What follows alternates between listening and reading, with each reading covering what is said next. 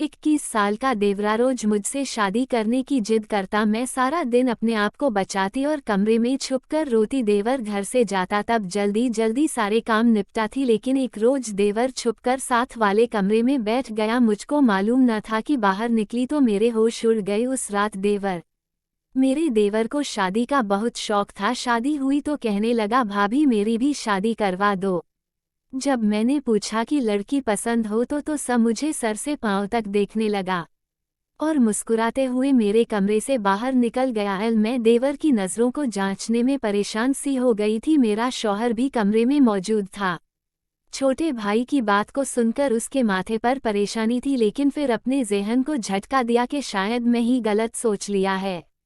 लेकिन उसके बाद तो मेरे देवर ने जैसे यह बात पकड़ ली, बार बार मुझसे यही कहता कि मेरी शादी करवा दो। जब मैं पूछती कि तुम्हें कोई पसंद है तो बताओ, मुस्कुराकर मुझे सर से पांव तक बड़ी गौर से देखा और फिर अजीब से इशारे करके बाहर चला जाता है।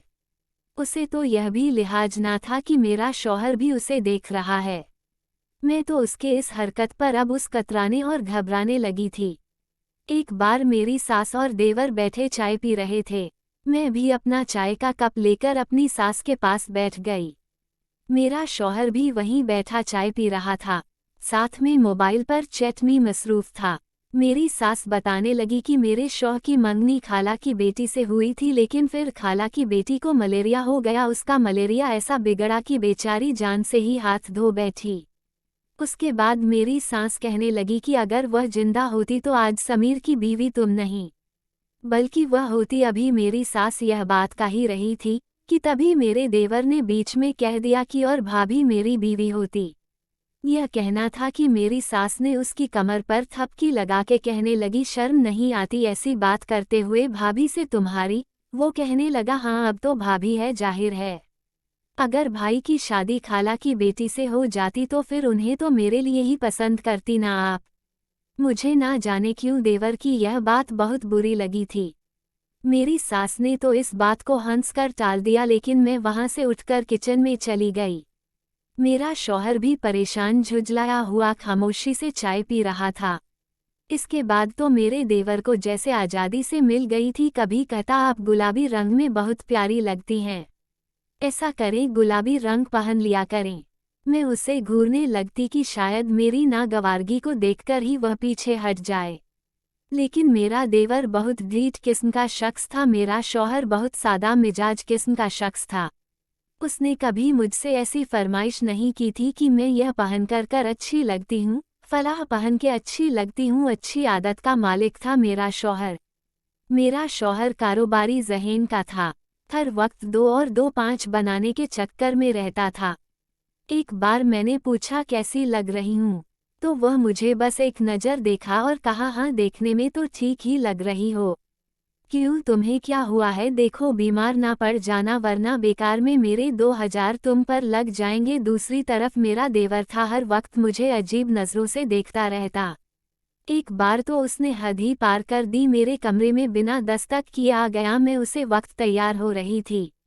जाहिर है नई नई शादी हुई थी, इसलिए मैंने फैंसी जोड़ा पहना, मेकअप किया, बाल भी खुला छोड़ दिए। वह बिना दस्तक के मेरे कमरे में आ गया। मुझे देखकर कुछ पल तो देखता ही रह गया। उसके यूं बेधड़क कमरे में आने पर मैं कुछ बौखला ही गई थी, क्योंकि मैंने दुपट्टा भी नहीं ओढ़ा था, बेड पर पड़ा था। सबसे पहले तो मैं बेड पर पड़ा दुपट्टा उठाया और खुद पर ओढ़ लिया। फिर उसे कहने लगी, तुम्हें तमीज नहीं है? किसी के कमरे में आने के पहले दस्तक देते हैं, इजाज़त लेते हैं, फिर कमरे में आते हैं। यह क्या है कि मुंह उठाएं कमरे में चले आए? मेरे सख्त लहजे पर बजाय शर्मिंदा होने के वह मुस्कुरा रहा था। कहने लगा, अपनों से कमरे में आने की इजाज़त नहीं लेते हैं, अब कौन सा गैर है? यह कहकर वह मेरे बेड पर बैठ गया। मैं तो उसकी इस हरकत पर हैरान सी रह गई थी। मैंने कहा, तुम्हें कोई काम है? मुझे वह कहने लगा, हाँ बहुत ज़रूरी काम है, आइए बैठिए बताता हूँ आपको। लेकिन मुझे यह बात अच्छी नहीं लगी कि अकेले कमरे में देवर के साथ बेड पर बैठती। मैंने कहा, मेरे पास वक्त नहीं है तुम्हारी बेकार बातों के लिए, तुम बस इधर उधर की बातें करोगे, मुझे पता है तुम्हें कोई काम नहीं। यह कहकर जैसे ही मैं मेरे कमरे से बाहर निकली, मैं अपने शौहर से बुरी तरह से टकरा गई थी। वह शायद कमरे में आ रहे थे। मेरे टकराने पर कहने लगी, क्या हुआ क्यों भागी चली जा रही हो? इतनी तेजी से जैसे ही वह अंदर आए तो देवर को कमरे में बैठा देखकर कुछ पल हम दोनों को देखने लगे।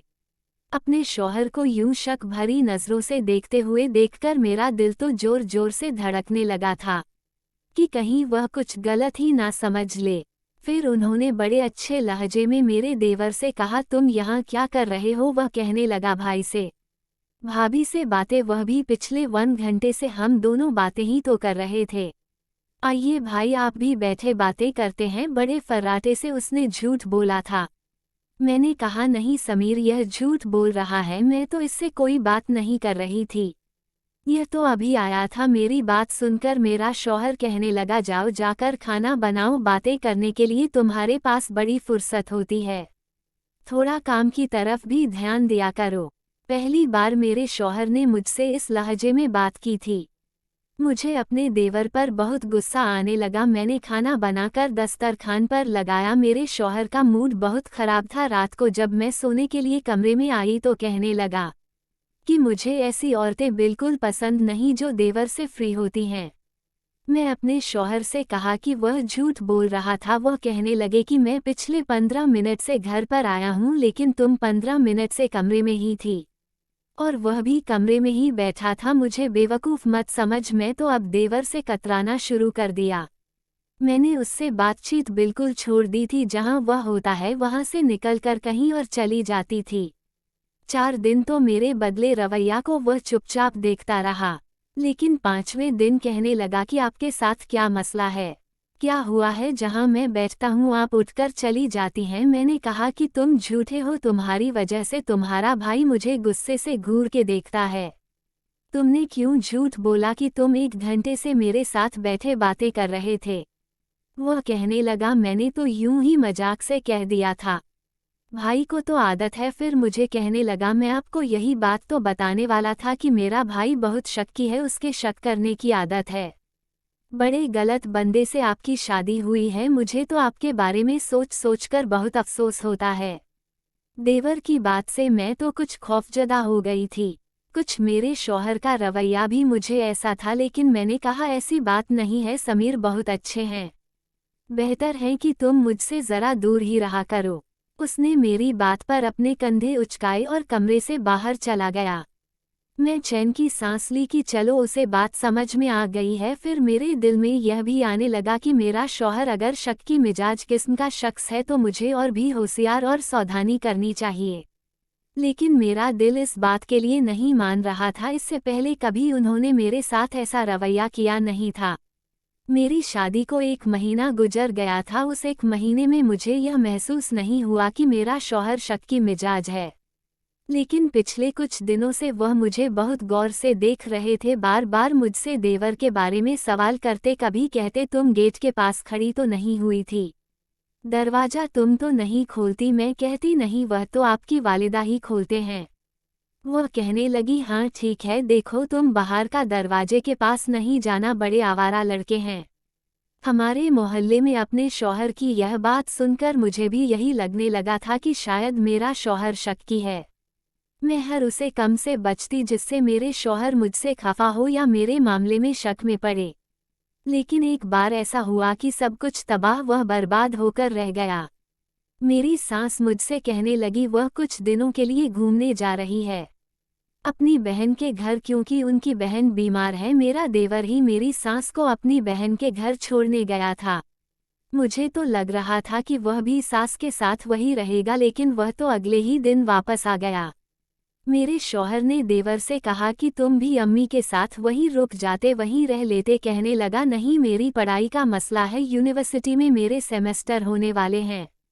अब तो मुझे और भी परेशानी होने लगी थी, क्योंकि मेरा देवर दोपहर को यूनिवर्सिटी से वापस आ जाता था और मेरा शौहर रात को आता था। दोपहर से रात तक मेरा देवर घर पर ही रहता था, कहीं नहीं जाता था, और मेरे लिए वह वक्त बड़ा ही मुश्किल वाला होता था। मैं अपने कमरे में ही दरवाज़ा लॉक लगाकर बैठी रहती, यही इंतजार करती थी कब वह बाहर जाए तो मैं किचन का काम निपटाऊं। जब वह यूनिवर्सिटी में होता था तो मैं फटाफट से खाना बनाकर आटा गूंद कर सारे काम करके अपने कमरे में जाकर बैठ जाती। लेकिन रात की रोटी तो मुझे अपने शौहर के आने से पहले ही बनानी होती थी और मैं चाहती थी कि उस वक्त देवर कहीं चला जाए, लेकिन उसे नहीं कह सकती थी। जैसे ही वह घर से बाहर जाता और मैं दरवाजे के बंद होने की आवाज़ मुझे आती, तो मैं अपने कमरे से बाहर निकल के फटाफट से रोटियां बनाती और उसके आने से पहले पहले कमरे में बंद हो जाती। जब मेरा शौहर आता था तभी मैं कमरे से बाहर निकलती थी।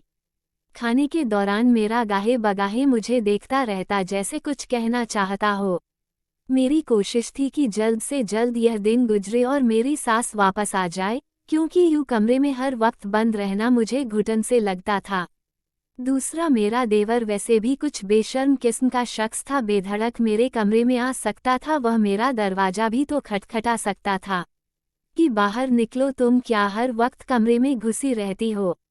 मैं समझ नहीं पा रही थी कि यह वक्त कैसे गुजरेगा। अभी मैं इसी परेशानी में मुबतला थी कि मेरी सास का फ़ोन आ गया कि उनकी बहन की हालत बहुत ज़्यादा ख़राब हो गई है, इसलिए हो सकता है कि कुछ महीने वह वहीं रहे। यह सुनकर तो मेरी परेशानी और ज़्यादा बढ़ गई थी। शौहर घर आते तो बार बार मुझे सवाल करता कि यह देवर जब यूनिवर्सिटी से वापस आता है तो क्या करता है, क्या घर पर ही बैठा रहता है, कहीं जाता है कि नहीं। मैं कहती मुझे नहीं मालूम, मैं अपने कमरे में होती हूँ। कहने लगा, तुम्हें सब मालूम है, तुम 24 घंटे कमरे में थोड़ी बैठी रहती हो। मैंने कहा, समीर आप मुझे किसी किस्म की बातें कर रहे हैं, आप कहना क्या चाहते हैं? एक बार मुझे सब साफ बता दे। मैं अपने शौहर की शक भरी बातों से तंग आ चुकी थी। कहने लगा, बता दूंगा। फिर मेरे करीब आकर कहने लगे, देखो मुझे शक करने की आदत नहीं है, लेकिन अगर मुझे कोई ऐसी वैसी बात मालूम हुई तो मैं बहुत सख्त किस्म का इंसान हूँ, बुरे तरीके से पेश आऊंगा। शौहर की धमकी सुनकर तो मेरी जान ही निकल गई थी। मैं परेशान होकर रह गई थी। एक बार मेरा देवर घर में दाखिल हुआ तो बड़ा ही बदहवास था, बार बार अपने पसीने पोंछ रहा था। मुझसे कहने लगा, भाभी खुदा के लिए मुझे अपने कमरे में छुपा ले। मैंने कहा, ऐसा भी क्या हुआ है? कहने लगा, बताने का वक्त नहीं है, बस मुझे जल्दी से अपने कमरे में छुपा लो। जिस कदर वह परेशान था, लग रहा था ना जाने ऐसा क्या हुआ था। बहरहाल मैंने उसे कहा कि ठीक है, तुम मेरे कमरे में छुप जाओ। यह कहकर मैं किचन में आ गई और यही सोचने लगी कि आखिर इसको हुआ क्या है, यह ऐसा क्या करके आया क्या है जो इस कदर परेशान है, और रंग भी उसका उड़ा हुआ है। मेरे देवर को आए हुए 2 घंटे बीत चुके थे, ना वह कमरे से बाहर आया था और ना ही मुझे किसी बात का इल्म हो सका था कि अचानक से दरवाजे पर दस्तक हुई। अभी शाम के 5 ही बजे रहे थे। मुझे हैरत है कि हमारे घर तो कोई आता जाता नहीं था, यह इस वक्त कौन आ गया? मेरे शौहर तो रात को 10 बजे ही आते हैं। मैंने पूछा, कौन? तो मेरा शौहर कहने लगा, दरवाज़ा खोलो। लहजा बड़ा सख्त था। मैंने दरवाज़ा खोल दिया। वजह मुझसे बात करने के बवह तो गुस्से से घर के अंदर दाखिल हो गए और फिर समीर घर की तलाशी लेने लगे। मैंने कहा, समीर क्या देख रहे हैं? कहने लगे, अभी बताता हूँ तुम्हें। उनके लहजे को सुनकर मेरा दिल धक से रह गया था। मुझे समझ नहीं आ रही थी कि वह किस लहजे में बात कर रहे हैं। उन्होंने जब सारे कमरों की तलाशी ले ली तो फिर मेरे कमरे का दरवाज़ा खोला। कुछ देर बाद कमरे से बाहर मेरे देवर का गिरेबान पकड़ के ले आए और उसे हाल में ज़मीन पर पटका। कहने लगे, देखा वही हुआ ना जिसका मुझे शक था। यह तुम्हारे कमरे में क्या कर रहा था जब इसका अपना कमरा मौजूद है? मैंने कहा, समीर मुझे क्या पता, यह तो 2 घंटे पहले आया है। बड़ा परेशान था। कहने लगा, मुझे अपने कमरे में छुपा लो। इसलिए मैंने उसे कमरे में छुपा लिया। मैं तो कब से किचन में काम कर रही हूँ। मेरी बात अभी मुंह में ही थी कि मेरे शौहर ने थप्पड़ मेरे मुंह पर मार दिया। कहने लगे, झूठ बोल रही हो मुझसे, तुम उसे अपने कमरे में हर वक्त बिठाए रखती हो, ना जाने क्या क्या करती हो। मैं तुम्हें अपने घर में नहीं रख सकता, चलो निकलो मेरे घर से बाहर। समीर की बात सुनकर ही परेशान हो गई थी। मैंने कहा कि ऐसा कुछ नहीं है, मैं सच कह रही हूँ। मैंने अपने देवर से कहा कि तुम बताते क्यों नहीं हो? वो मुस्कुराने लगा। कहने लगा, मैं क्या बताऊँ भाभी, जो कुछ सच है वह सब तो भाई देख ही चुके हैं, अब उनसे छुपाने का क्या फ़ायदा? इस बार भी उसने दगा दी थी और झूठ बोल दिया था। फिर तो मेरे शौहर ने मुझे धक्के देकर घर से निकाल दिया। मैं रोटी धोती मायके पहुंच गई। अगले रोज ही मेरे शौहर ने मुझे फ़ोन पर कहा कि बहुत जल्द मुझे तलाक के कागज़ भेज देंगे। मैं बहुत मिन्नत की, बहुत समझाने की कोशिश की, लेकिन वो कुछ भी सुनने को तैयार न थे। मैं भी खामोश होकर बैठ गई। मेरे भाइयों और भाभी मुझे ताने देने लगे। मेरी ही किरदार कशी होने लगी। लेकिन 1 महीना गुजर गया था। मुझे ना तो समीर ने तलाक दी, ना कोई बातचीत रखी। 3 महीने बाद समीर मुझे लेने आए। मेरी सास भी साथ थी। बड़े शर्मिंदा से थे। मेरी सास रोने लगी, कहने लगी मैं कुछ दिन पहले ही आई हूँ। मुझे जब यह सब मालूम हुआ तो मैं समीर को बहुत डांटा। मेरे देवर को उन्हें भी बहुत डांटा और कहा कि समीर तुमने ऐसा क्यों किया, मैं तुमसे बहुत शर्मिंदा हूँ। मैं नहीं जानती कि समीर ऐसा कदम भी उठा लेगा। असल में उसे शुरू से ही शक करने की आदत है। मेरा छोटा बेटा नफसियात पढ़ रहा है, इसलिए शक का इलाज करने के लिए उसने अपने भाई के सामने जानबूझकर ऐसा रवैया तुमसे रखा कि जब तुम्हारे और उसके बीच कोई गलत बातचीत चल रही हो, जब समीर तुम्हें घर से निकाल चुका था, तो समीर को एहसास हुआ तुमसे सच्ची मोहब्बत हो गई थी। 3 महीने में उसे अच्छी तरह से एहसास हो गया कि वह तुम्हारे बगैर नहीं रह सकता। फिर उसने मुझसे मिन्नत की तो मेरे छोटे बेटे ने कहा कि नहीं, आपको जिस तरह से शक करने की आदत है, आप भाभी की जिंदगी को बहुत खराब और परेशानी से भर देंगे। मैं भाभी के साथ जानबूझकर आपके सामने ऐसा रवैया रखता था। यह देखना चाहता था कि आप अपने शादीशुदा रिश्ते को कितना मजबूत रख सकते हो, लेकिन आपने तो उसे एक कच्ची डोर की तरह समझा। मैं आपको एहसास दिलाना चाहता था कि यह रिश्ता कितना अनमोल होता है। समीर को अपनी गलती का एहसास हो गया था, इसलिए आज यह मुझे अपने साथ लाया है। यह दोबारा कभी भी तुम पर शक नहीं करेगा। जो कुछ मेरे देवर ने किया वह एक इलाज का हिस्सा था, ताकि वह अपने भाई को एहसास दिला सके कि अगर वह मुझे किसी के साथ बातचीत करता देख ले या मेरे कमरे में कोई मौजूद है तो इसका मतलब यह नहीं कि मैं बुरी औरत हूँ। आपको ये कहानी कैसी लगी हमें कमेंट करके ज़रूर बताइए, क्योंकि आपके कमेंट्स ही हमें और बेहतर लिखने के लिए प्रेरित करते हैं। अमीना कहानी वर्ल्ड को सब्सक्राइब करना न भूलें। धन्यवाद, शुक्रिया।